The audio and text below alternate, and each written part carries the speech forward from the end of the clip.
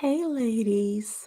Welcome to Friday evening. I am doing a little something new tonight. There are so many news stories that are out there that I wanted to come and kind of do a hodgepodge of stories, just little things that are happening out there. Don't forget to hit the thumbs up button as you are coming in. Thumbs up, like the video, share the stream with your friends. So, some of the stories are a little heavier, some of them are about economics. The ones towards the end are kind of light and fun, but we should be lickety split in here and out in my goal is 45 minutes. So let's do an in the news type of thing here. So,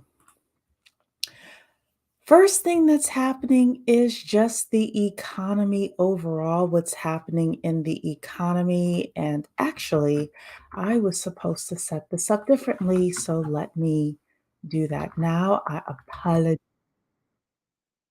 I want you all to hear overall what's happening in the economy. Hold on. Yahoo Finance is telling us that job market is looking pretty good now, so let's hear what they have to say. Meanwhile, in the labor market, we're seeing an uptick in jobless claims from the previous week.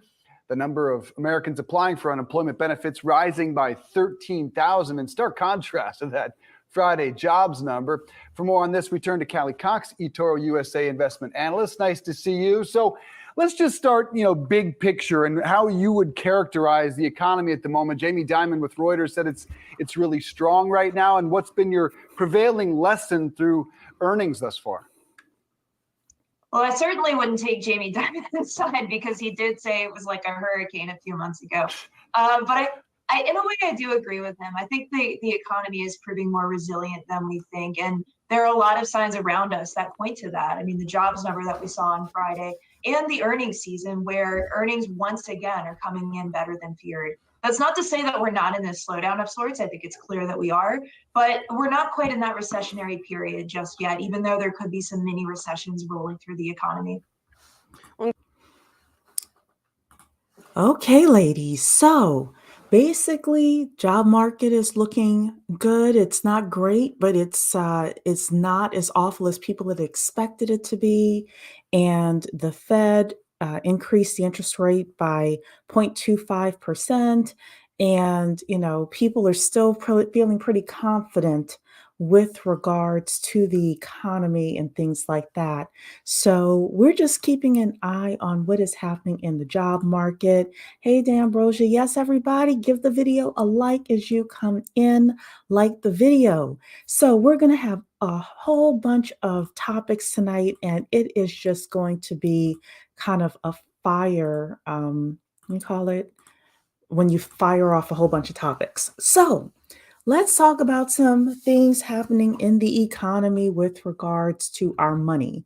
The first thing is the White House is proposing a renter's bill of rights. So let's see what the Biden administration has potentially in store for us. So they want to do a renter's bill of rights.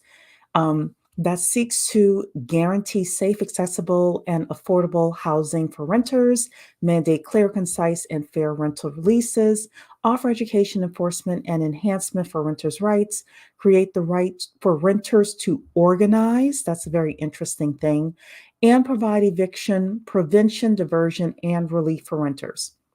The Renters' Bill of Rights is a set of legislative proposals aimed at protecting the rights of renters and improving the rental housing market in the United States. The White House is trying to accomplish this by addressing issues such as eviction, affordability, and housing discrimination. The goal is to create a fairer and more stable rental market for renters by providing them with greater protections and rights. However, they did say that there is no direct action on rental prices within this thing. U.S. renters looking for specific relief from sky high rental prices will not find it in the Renters' Bill of Rights. So, ladies, I kind of feel two different ways about this. First way is that I know that there's an affordable housing issue that definitely needs to be dealt with, but I'm looking at the small landlords as well. And one day I'm going to show you a video. There are some small landlords in the California area who did not receive relief during the COVID time period. They were not getting rent, and up until like 18 months of receiving no rent from the people that were renting from them, they still never got any relief. They never got money, they never got paid. And this is how small landlords get squeezed out. So if we're talking about Blackstone and big companies like that, then yeah, I think that we need to add some safeguards to them. But as a capitalist, I also want to make sure that small landlords are taken care of. So I'd be interested in seeing and hearing over time what is going to happen with this Renters' Bill of Rights. I'm going to guess that Blackstone and super huge companies are going to put a lot of money into striking this down. So let's look at the next thing here. This is from CNBC. I thought it was pretty interesting that they created an article about why Black workers are the canary in the coal mine for the US economy. Basically, everybody is looking at Black people to figure out where the economy and the world is heading. According to Bill Spriggs, the chief economist of the AFL-CIO, he says Black workers are the canary in the coal mine. Are you actually hiring people? The group generally faces higher unemployment and more difficulty in securing work than white and Asian peers. The rates of their unemployment are also more sensitive to the broader economy and move more when changes occur. This is according to Valerie Wilson of the Economic Policy Institute. We already know this, right? But people are basically saying, if you want to know how the economy is going, if you want to know how things are headed, look at Black people. That's basically what this thing is saying. So let's read a little bit more here. It says, watching labor data on Black workers in the US can offer helpful clues about the strength or weakness of the economy and even signal changes before they show up in the headline print. What this means to me is yes, CNBC in the market is going to get the data and do what they do with regard to Black workers. But this is one area where we, as everyday Black people, we know what's happening in the economy, what's happening with Black workers. We can kind of get ahead of this thing and know what we should do with regards to the economy. So they're also saying here that's because Black workers are more able to find employment in strong labor markets and can be the first to lose their jobs when the economy weakens. It also says here, we know that for every 1 percentage point change in the national unemployment rate, we typically get close to 2 percentage point change in the Black unemployment rate. So I think that's all that I had here. And then they do have this chart here that talks about the unemployment rate for Black workers from 2019 to 2023. We said had the super spike during COVID. However, you can see that the Black unemployment rate has come down pre-pandemic levels, and that explains part of the health of the economy. So everybody like the video as you are coming in. Today, again, is a little rapid fire with regards to some of the top headlines. Were you all trying to use Twitter on Wednesday? Because Elon and them were messing up, apparently. I wasn't on Twitter. I didn't know until I saw this article that said that there was a massive outage on Twitter practically all day Wednesday. People scurrying around the office trying to figure out what was happening at Twitter. Apparently, what they were saying is that, let me pull this here. All of a sudden on Wednesday, people were not able to tweet. They weren't able to direct message people or to use other features. Elon Musk emailed staffers directing them to pause the testing of new features because they had to figure out what the heck was going on at Twitter. Do you all use Twitter? Do you use it regularly? Did you know that there was an issue at the Twitter? So it says here, inside the company was a scramble to fix the source of the problem and fix things that may have gone wrong, a person familiar with the company said. By Wednesday afternoon Pacific time, tweeting and likes were functioning again for many users, while the ability to direct message and retweet was still out. The outage led Musk to send a brief email to Twitter staff instructing them to pause new feature development in order to ensure system stability and robustness. Issues with functionality and glitches have become more frequent with Twitter, a predicted outcome of Musk's massive layoffs and extreme cost cutting. Let me tell you. How are we supposed to get Trump back on Twitter? Haha, I'm being a little facetious here. If Twitter isn't working, Elon Musk did too much cost cutting. He's not paying the rent. He's not paying people their severance packages. Who knows what's happening over at the Twitter? Ambrosia's saying she doesn't have Twitter. Yeah, look, I have it, but I never really go in there. Next story. We talked about Beyonce earlier this week. Apparently, Ivy Park sales are down 50%. Adidas expected Ivy Park sales to be up.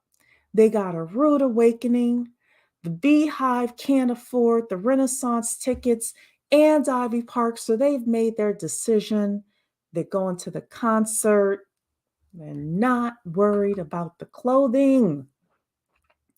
It says here, as Beyonce fans work double shifts to afford Renaissance tickets, the superstar's activewear line is suffering from weak profit margins. Ivy Park reportedly took in $40 million in sales in 2022 in comparison to $93 million in 2021. Well, first of all, in 2021, we were still in the pandemic.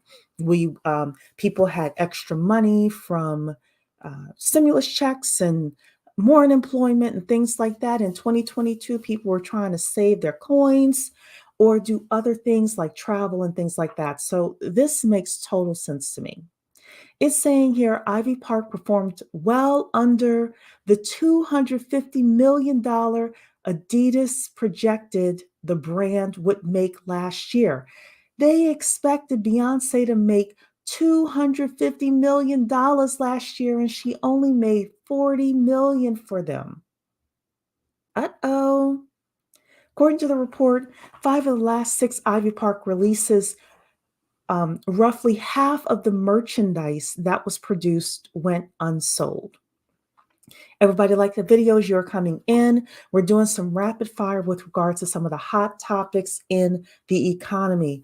Do any of you own Ivy Park? Any of you own any of the clothing? Are you surprised by this story? Because see, Adidas isn't just getting messed over by the Beyonce fans and Beyonce. They're also potentially going to lose $1 billion on Kanye. That's right, the Yeezy brand.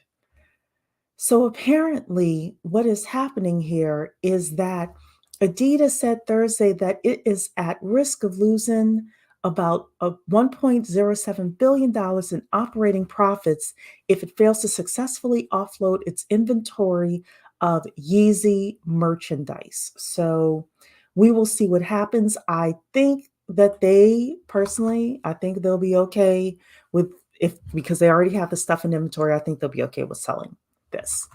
But Beyonce, they're going to have to try to figure out something else with her brand.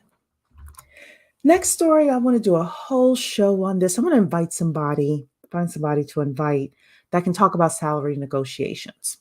Because there was a study that came out that said women of color, so I put in here Black women, set lower salary preferences than white men and women, and also men of color. Let's see what this is saying.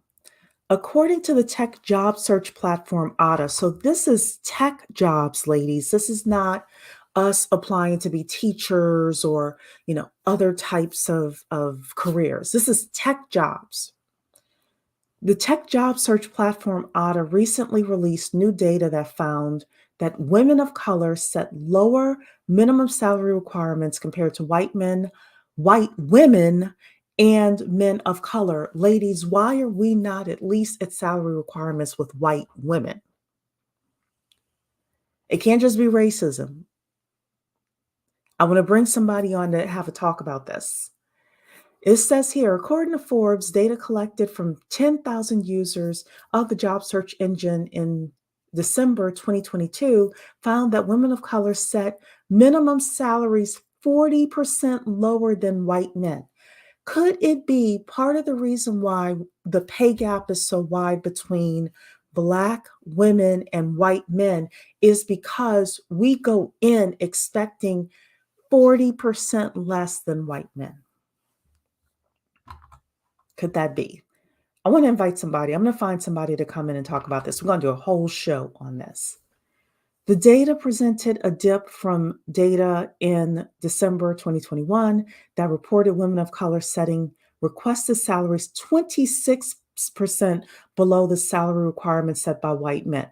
That means we're getting worse because they're saying here the gap increased dramatically in the last 12 months. Over the past 12 months, we've gone from 26% below white men's salary requirements to 40% below white men's salary requirements.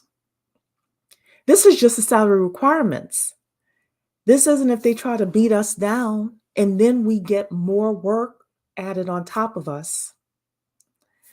We definitely have to have a full show on this because I know that I have a lot of women in my community that actually have full-time W-2 jobs. We got to get this taken care of. Hey, Olivia saying, I don't own any Ivy Park. I'm not sure what the target audience is. I don't know either. All right, everybody. Southwest lost $220 million last quarter after the holiday meltdown, as they should. The holiday meltdown was a mess. Southwest said this month it canceled around 16,700 flights from December 21st to December 31st after severe winter weather. We don't need to read the story here. We know what happened with Southwest. They're going to have to pay the piper in order to dig themselves out of this mess. I put this on my community tab, but a few people had talked about this, so I wanted to actually talk about it here as well with all of you ladies that freaked out New York City parents are bribing summer camps and hiring consultants amid record demand. These parents are trying to get their kids into summer camp so much that they're bribing camp counselors. When we say that we are not being competitive, these parents are so competitive that they are bribing summer camp counselors. I remember going to summer camp and we went to the Y and we learned how to swim and this and that and the third. I don't think my parents and grandparents ever had to bribe people or fight for me to get into summer camp. So let's read the first couple of paragraphs with this, let you know how crazy this is. Last July, Manhattan mom Stacy was devastated to receive a rejection letter from the Poconos summer camp her 8-year-old daughter could not wait to attend. Due to unexpected and unprecedented demand, her child would not be granted a bunk at the sought-after Tyler Hill, the camp said. Even with a year to spare, they applied a whole year out. The family hadn't applied soon enough. Stressed out, Stacy, who requested that her real name not be used, began texting up a storm, leaning on every mom she knew, eventually obtaining the number of a higher up at Camp Playland in New Canaan, Connecticut. She says, I called begging, asking for a favor, Stacy said, noting that she name-dropped 3 family friends with kids already enrolled. It didn't work. Then she offered to prepay for 2 years. The camp, already at capacity, declined. When we are talking about our kids being competitive, being nepo babies, being in the right rooms, these are some of the things that we are talking about, ladies. Next story. Investors piled a record $12.6 billion into wellness apps during the pandemic. Now they are starting to bet on startups tackling mental illnesses. Now, this story is from Europe. However, I do believe that this is translating over into the United States as well. I read the article, there's not much else there, but I do think that this is interesting that the next wave of startups being invested in is, first of all, anything AI, and then second, anything with mental illness. Um, People are seeing this as a huge issue in the United States and Europe, and also a huge opportunity to make money. So much that Starbucks now is inviting social workers to assist the homeless at some of its cafes. Starbucks. So in 2018, Starbucks had an open bathroom policy for non-paying customers, but as homeless people seek refuge in cafes, Starbucks has invited outreach workers to talk to them. Starbucks contracts with outreach workers in 8 US cities, including Los Angeles and Seattle. People, companies are starting to notice the issue with mental health. A lot of homeless people have mental health issues. So I just thought that this was very interesting information for us to kind of keep in the back of our head. All right, let's have a little fun. Put a put a one in the chat if you would ever want your boyfriend to propose to you on Valentine's Day at Cracker Barrel. Put a one in the chat.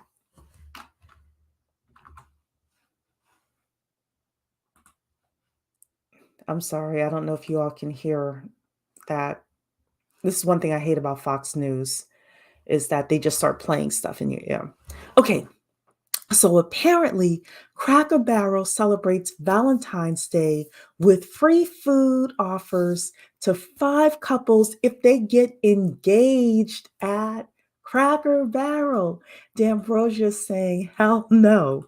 Listen, it's not enough for Cracker Barrel to be packed on Sunday after church.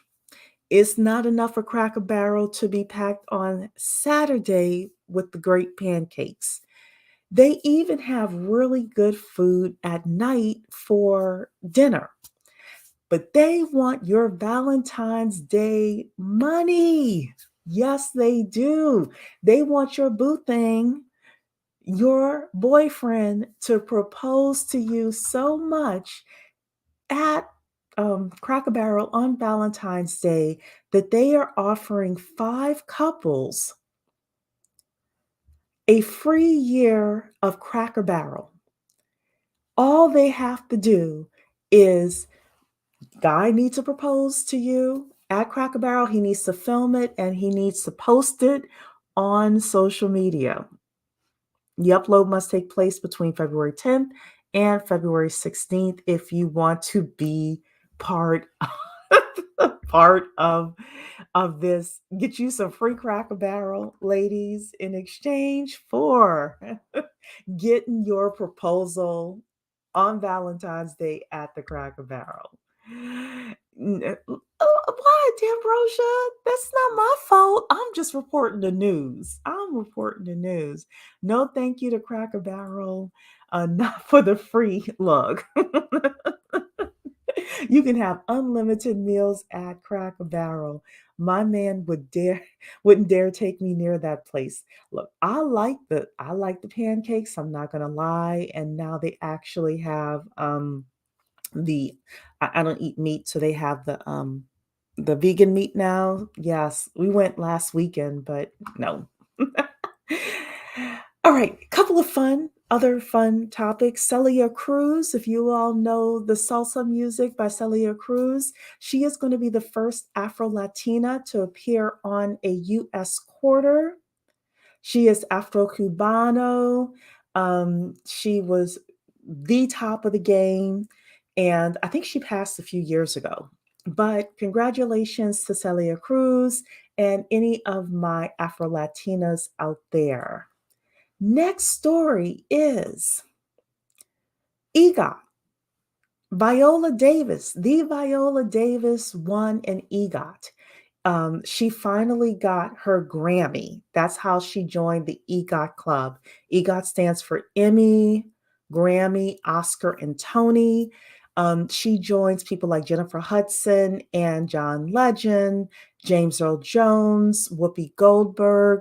It's very prestigious to be a part of the EGOT community. So I love Viola Davis. I hope she's finally getting paid what she's worth. And shout out to Viola Davis for winning that.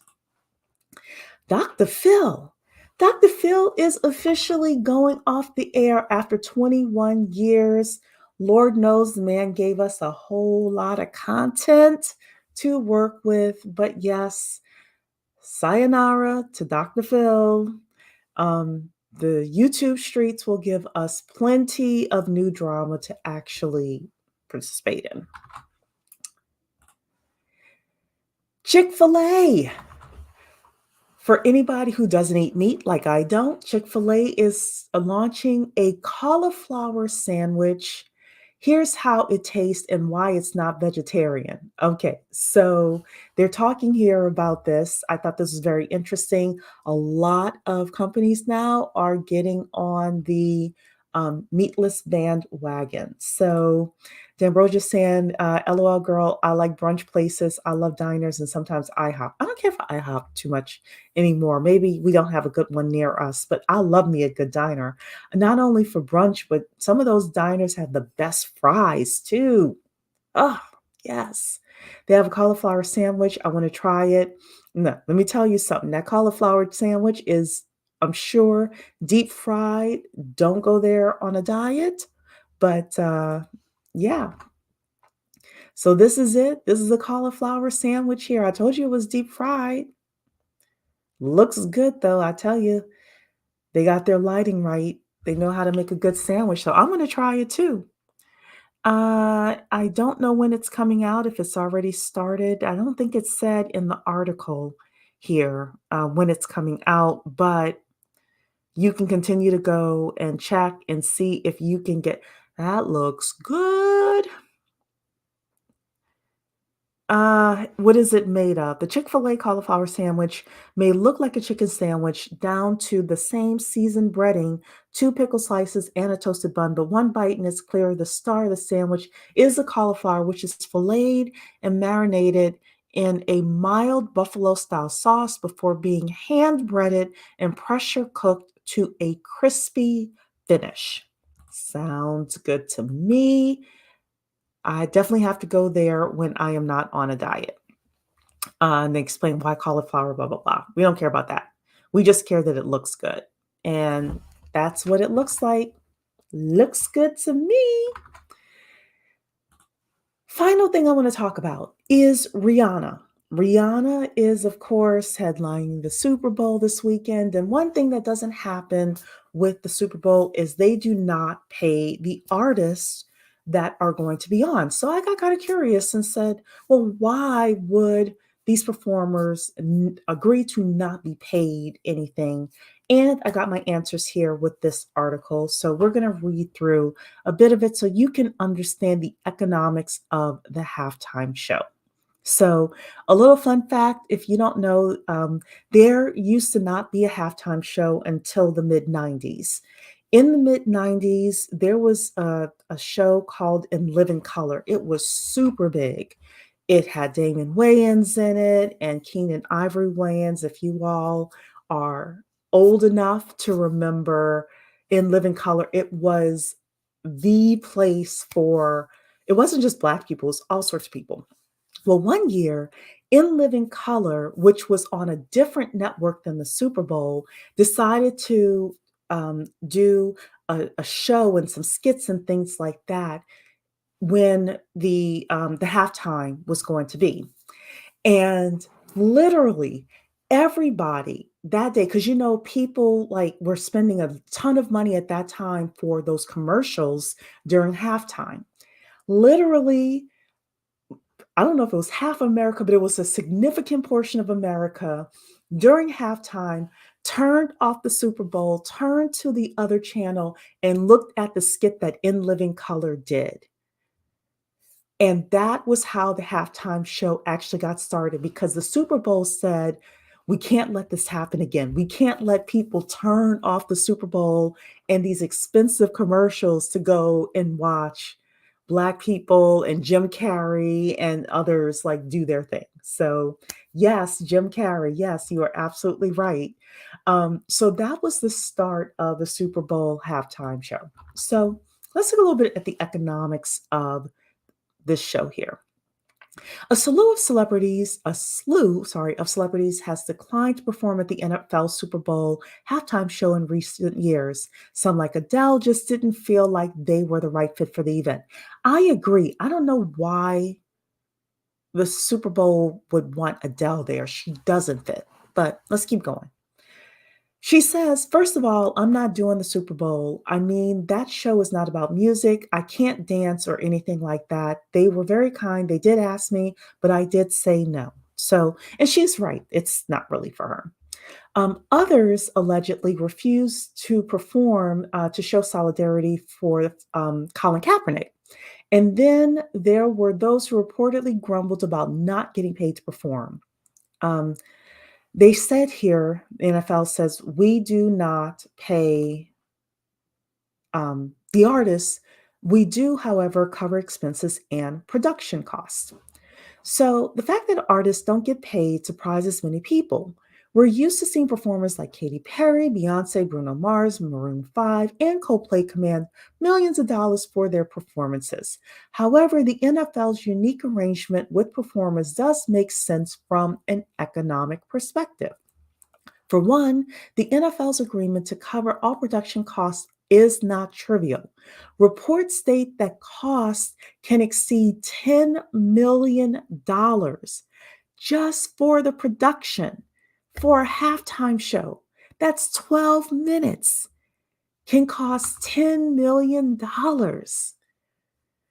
Even if that figure is exaggerated, we're still talking about a sizable cost. Second, let's not forget that companies are lining up to shell out $5 million for a 30-second Super Bowl commercial. Why? Because there's value in having your product seen by tens of millions of viewers. Artists who generally perform between 12 and 15 minutes receive about $24 million to $30 million worth of exposure, assuming the same rate of value as companies paying for commercial time. Finally, and perhaps most importantly, artists still have direct financial incentives to perform. Even if the NFL doesn't cut them a check, artists without exception see a spike in record sales following their Super Bowl halftime performances. I would think they mean to see a spike in streaming and things like that. I know personally, after seeing Missy Elliott, they're going to talk about her here. I literally did go and play a whole bunch of Missy after seeing Missy Elliott. So yeah, I could definitely understand that. For example, Maroon 5 saw a 488% surge in record sales following their 2019 performance. Missy saw a 282% increase. Bruno Mars in 2014 saw a 164% jump. Beyonce's online sales in 2013 230% jump, while the sales of Destiny's Child catapulted by 600%. Record sales aren't the only metric to measure the value of performing. There are television appearances that follow, the millions of new social media followers, and numerous other marketing benefits, some are not quantifiable. One of Katy Perry's managers, for example, said the Super Bowl is what took the pop star to the next level. This is very interesting because I remember when Katy Perry performed, and she was at the top of her game, I thought, when she performed. And yet her manager is saying that the Super Bowl took her to the next level. It's saying here, It took her from being a star to the stratosphere. This is her manager saying this. The arrangement between the NFL and artists is unusual, but the one thing we do know is it is mutually beneficial. The fact that the NFL isn't writing checks to performers isn't evidence of an unfair exchange. In fact, the presence of the exchange itself is proof to the contrary. There are many things economists disagree on, but one fundamental principle universally shared is that a voluntary exchange between two or more parties is beneficial to all involved. And then they're talking about Milton Fried here, et cetera, et cetera. So, this is it. This is it. So, I wanted to talk about the economics of the Super Bowl halftime show, the fact that Rihanna is going to be on. I'm sure Rihanna's sales are going to spike. Rihanna also has Fenty. She's got her, makeup brand, her clothing. I read a few months ago that she's coming out with baby clothing. So she's already a billionaire. This is going to spike her up tremendously. I'm wondering who else is going to be performing with her, et cetera, et cetera. I don't watch the Super Bowl, but I will get on YouTube when somebody puts it up and watch Rihanna. So, with that, let's see the rest of your comments saying not for the free. Yeah, free. My man, I'm sorry. This is Jim Carrey. Mokomami's in the house. While the Super Bowl halftime show is a big deal, it brings in global fans. Yeah, I remember when we had a Super Bowl party and three of the people never heard of Lady Gaga and liked it and downloaded her on Apple Music. Yeah, Lady Gaga was huge at the time.